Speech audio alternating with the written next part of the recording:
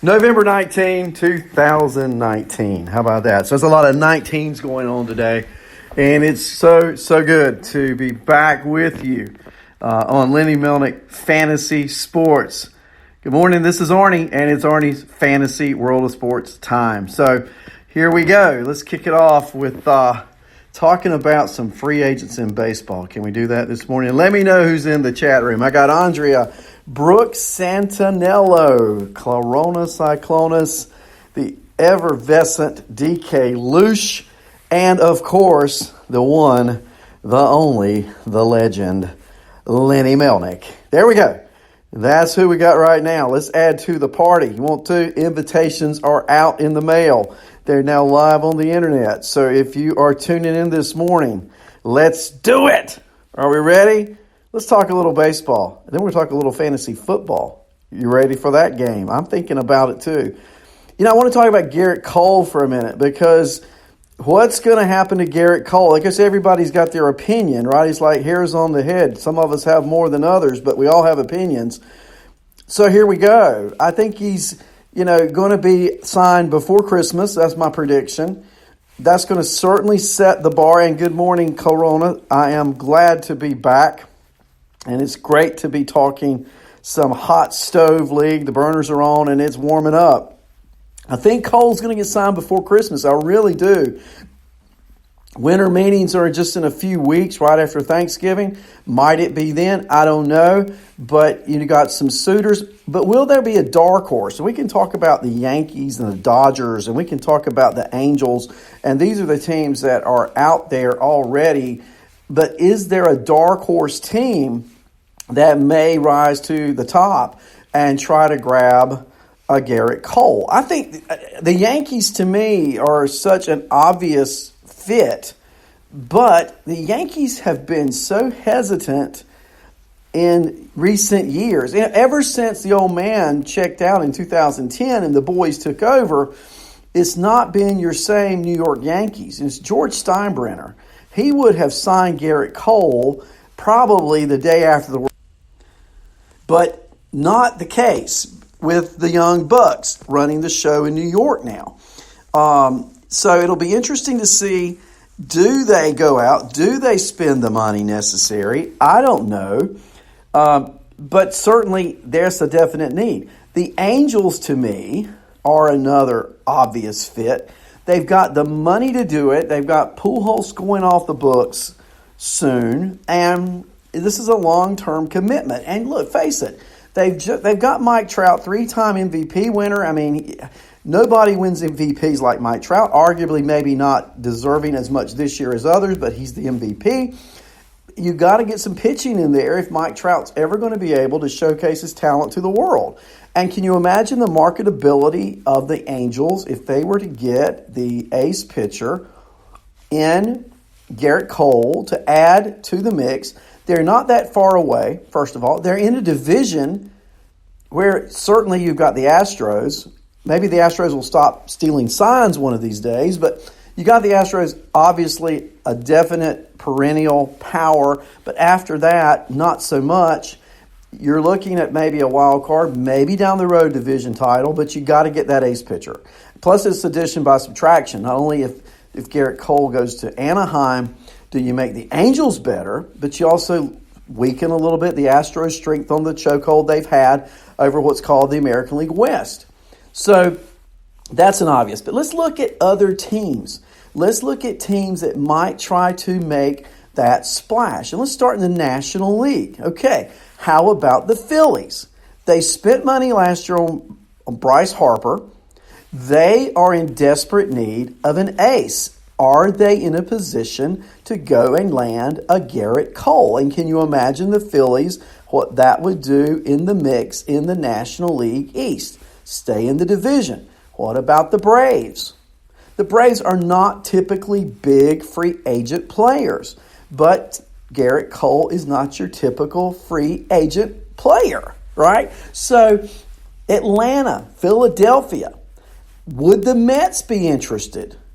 And here's a sneaky one. Here's who I think could really be sneaky, and let's talk about it. What about the Marlins? And you're thinking, okay, Why would the Marlins are a perfect fit? The Marlins have a lot of young talent up and coming. Payroll is down. Remember, they got rid of the big payroll guys a few years back. The payroll is down. And they're in a pitcher's park.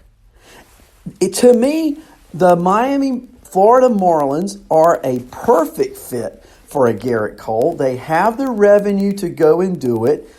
Soon-to-be Hall of Famer Derek Jeter is going to be looking. Derek Jeter hates to lose. I've been around the guy. I've met him. I've had conversations with him. He hates losing. So I put Florida, the Miami Marlins, as a potential landing spot for Garrett Cole. Talk to me, chat room. I think it's definitely something that could happen. And if we move on over to the Central Division of the National League, now the Cubs are financially strapped. But remember, Cole Hamels coming off the books. How about the Cubs? How about the Brewers? The Brewers, to me, yet another almost perfect fit. They need that ace pitcher. There is no other ace quite like Garrett Cole.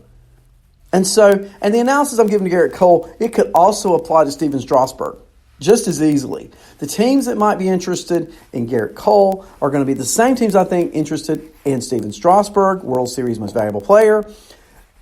And the obvious ones are there. But I'm trying to dig deeper this morning and look at teams that may not be quite so obvious. As we go to the National League, the Padres.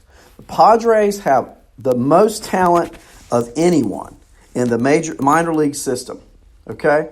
And so, might they want to land that stud ace starting pitcher? The answer is yes. So let's talk about some possible trades, can we? The Yankees. Are they going to be dealing Andujar? Miguel Andujar, out most of the whole year this past season. Now he's back. He only played 12 games. He had surgery to repair a torn labrum in his right shoulder in May. Remember, last year he finished second to Shohei Ohtani in the American League Rookie of the Year. He hit 297, 27 homers, 47 doubles. And they've got I've read this. They've got their eyes set on Josh Donaldson. Can you imagine? But if they add that or they keep what they had this year, then, of course, Andujar becomes expendable. Now, might the Braves be a trade partner? Let's say Donaldson leaves Atlanta. Third base is open. Now, granted, Miguel Andujar is not ever going to win a Gold Glove, but he can hit the lights out of the ball. Max Fried, a lefty, you could see him fitting in Yankee Stadium. Tucker Davidson, another prospect that could go over to New York in a trade from Atlanta. They could both benefit from such a trade. You could also have a swap between the Angels and Tigers.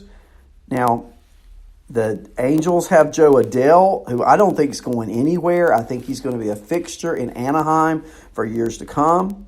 The Tigers have prospect Matt Manning to go along with a host of other pitchers. Mize, of course, the number one pitcher in the draft last year. But could Andujar possibly be in a trade to Detroit? Now, in Detroit, the thing about it is Andujar, if he were to go over for, say, a Matt Manning, Yankees would get a young pitcher. Detroit would get a DHing third baseman where you could play him at either third or DH, where you can't do that in the National League. Now, another suitor might be the Cubs. Could he go over to Chicago? Sure. And I wonder what the potential is of shifting Andujar possibly to another position. And we just don't know. So, potential trades. I've also been reading a lot about Francisco Lindor. Frankie Lindor, if there is a trade, you can just rest assured that Cleveland is going to rake. They're going to want 2, 3 prospects, probably a major league ready player. Indians president of baseball operations, Chris Antonetti, said last week he expects Lindor to be the opening day shortstop. Why make that comment? Of course you do. Why make the comment? Well, you're making the comment to possibly cover the fact that they're shopping him. Now, obviously, leaks get out. It's all over the place. Are they going to trade Lindor? Why is it even being discussed? He's not even a free agent until 2020, but they're looking to trade him now. So if there's a deal, where might he go? Well, everybody would want him, How about the Dodgers? Gavin Lux coming over to Cleveland as part of a chip to entice the trade for Frankie Lindor going to Hollywood to play in Chavez Ravine for the Dodgers. They've also got the Dodgers' Keibert Ruiz, their number 3 prospect, who's a catching prospect. The Dodgers probably are not excited to part with Lux, but they may be if in the deal they could get someone like Lindor and possibly a Corey Kluber. Now, Kluber's coming off an elbow injury. We're aware of that. But can you imagine that kind of blockbuster? L.A. loaded with prospects, sending those prospects over to Cleveland, and in return picking up Frankie Lindor and possibly a starting pitcher. Okay? There's another package. The Yankees have Deivi Garcia. They could send over in a trade along with Miguel Andujar, possibly a shortstop, Oswaldo Peraza. That could go to Cleveland for Lindor. The Yankees will be giving up on Andujar and possibly a great pitching prospect, but here's the deal. Pitching prospects are that. Now, Lenny says a rookie is a rookie is a rookie. I say, go a step further, a prospect is a prospect is a prospect. Now, you will have can't-miss prospects. They come around every so often, true. But, you know what you have in a Frankie Lindor. It's not like you're trading a prospect for another prospect. You're trading a potential prospect for an all-star potential most valuable player candidate. And can you imagine Frankie Lindor at the top of any order? He's going to hit with power. He's going to hit for average. He's going to steal bases. He is the total package and a great defender. He played minor league ball in the Carolina League at Kinston. I watched him play at a young age as a young kid. Awesome talent. Now, as a young minor leaguer, the rap on him was he couldn't hit. Okay, he wasn't. The rap was he'll never hit in the major leagues. Not true. I mean, come on. You've seen Frankie Lindor. This guy can play. And if Andujar goes over, that basically cements Urshela as the Yankees' third baseman. Put Frankie Lindor at shortstop. Gleyber Torres at second base. What a young infield the Yankees will have for years to come if they did it.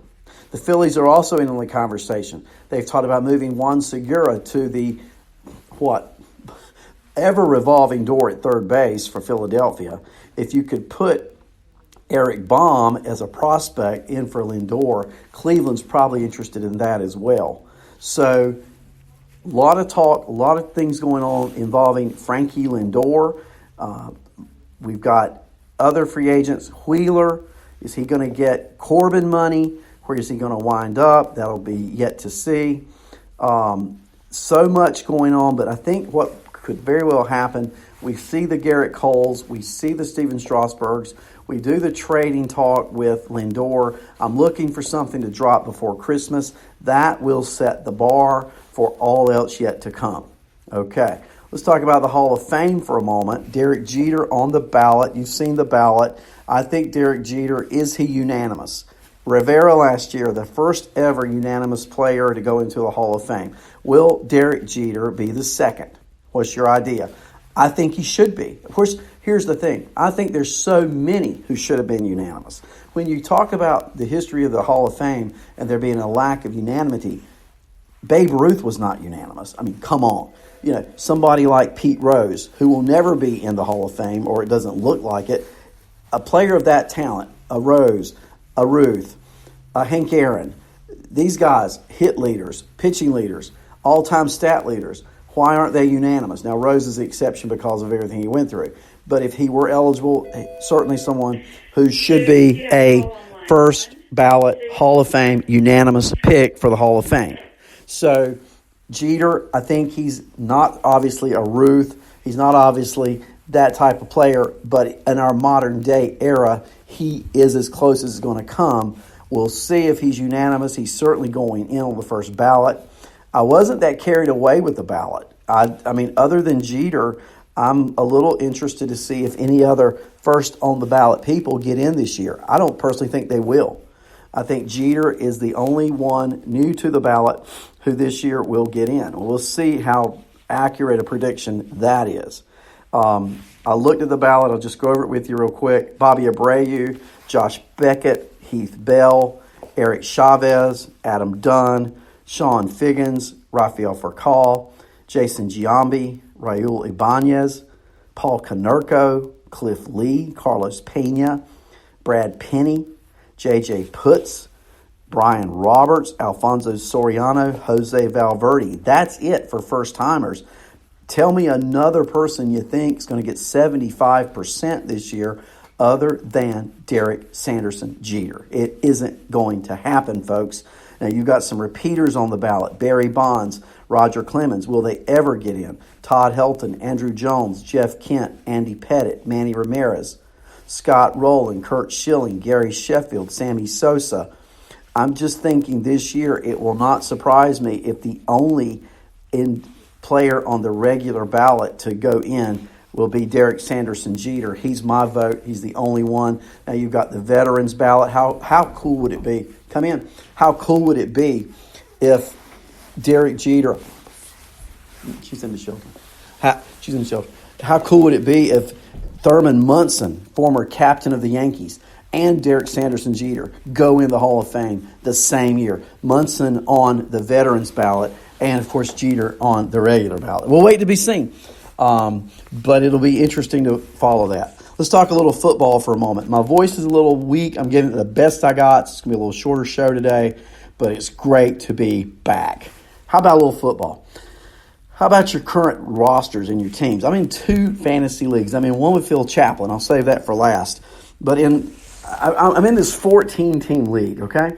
And it's been a struggle all year. Finally, my record's up to 5-6. I got to win the last 2 weeks to make the playoffs. All right, my team, here you go. My quarterback, Kyler Murray, and I added Derek Carr, who of late has been a great second backup quarterback. I've got McLaurin from Washington, Hopkins from Houston. Bad year for Hopkins as my starting wide receivers, with Josh Gordon and also Darius Slayton as wide receivers on my bench.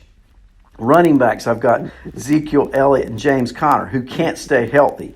Tight ends, I've got Evan Ingram and Hunter Henry.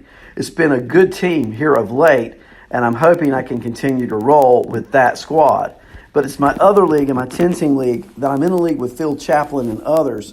And in that league, earlier in the year, I made a trade, and I got the quarterback for the Seattle Seahawks, Russell Wilson, in a trade for 2 Steeler running backs. Trade with Phil Chaplin. Thank you, Phil Chaplin. You've helped me make the team. Here's my squad. I've got, in a 2-quarterback league, Darnold, Wilson, and Jared Goff. This week I'm starting Darnold against Oakland and Russell Wilson at Philadelphia. I'm looking for a load of points there. I've got Ezekiel Elliott and James White as running backs, along with Eckler, who's on bye, Carlos Hyde at Indianapolis. I'm thinking about starting Hyde instead of James White. However, James White is your Mr. Consistent. He's going to get you 10 points every week. At wide receiver, tight end, wide receiver slash, I have 3. I have Waller for Oakland, Evans for Tampa Bay, playing in Atlanta. I'm salivating already. Devontae Parker for Miami, who's become the go-to guy.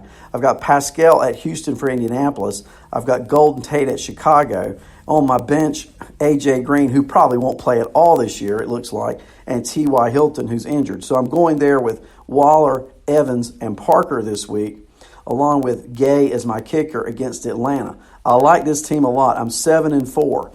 I've already played the great Phil Chaplin head-to-head, and I was fortunate and lucky to win against Chappie. It's a really strong league. We got guys from all over the country in this league, from Indianapolis, from Maryland, from North Carolina, and of course Chaplin, he's the world traveler wherever we are. DK, you're right, it's a decent team, that first one. For a 14-team league, let's go back to that one. For a 14-team league, when I can line up these players, are you ready? My quarterbacks again. 14-team league, Derek Carr and Kyler Murray. Now, I only get one quarterback starting. My running backs, I have 2 starting running back positions, Ezekiel Elliott, James Conner. I've got Joe Mixon from Cincinnati, who has been playing well lately. I've got Jay Ajayi I picked up just in case. And I've got, here you go, Jonathan Williams from Indianapolis, who I think could be a real sleeper this week in fantasy football. We'll wait and see, won't we? Wide receiver, I get 2 slots. I have McLaurin for Washington, Hopkins for Houston. Also, I have, I forgot to mention, I have Jamal Williams for Green Bay as one of my running backs. I have Slayton for the Giants and Josh Gordon for Seattle. I think Josh Gordon against Minnesota this week, he's set to bust out. I have 2 tight ends. It's a 1 tight end position, but I have Evan Ingram and Hunter Henry. And then we get 1 flex position where I can fill in any of those other players. I love this team for a 14-team league, and how I'm only 5-6. I've had bad weeks. I've had bad luck. I've lost by 1 or 2 points. Come on in, and we'll see how it goes. It's on my podcast. So that's how I look at my team. Give me some feedback on what you think, and I'm getting ready to sign off. I got to get refurbished here, but it's great to be back with you guys. Andrea, Corona, DK, Lenny, and everybody in the chat room. Thanks for joining me this morning. Go out and have a great Tuesday. I will be back Thursday, hopefully with a regular linked show. We'll talk baseball. We'll talk football. I want your feedback. Good morning, Andrea. Hola. I love it. Love it. And Andrea, you and Lenny, let me know what you're thinking about Myrtle Beach. I need to know where we're going with that pretty soon. How about that? I'll talk to you guys soon. Have a great day. This is Arnie and Arnie's Fantasy World of Sports.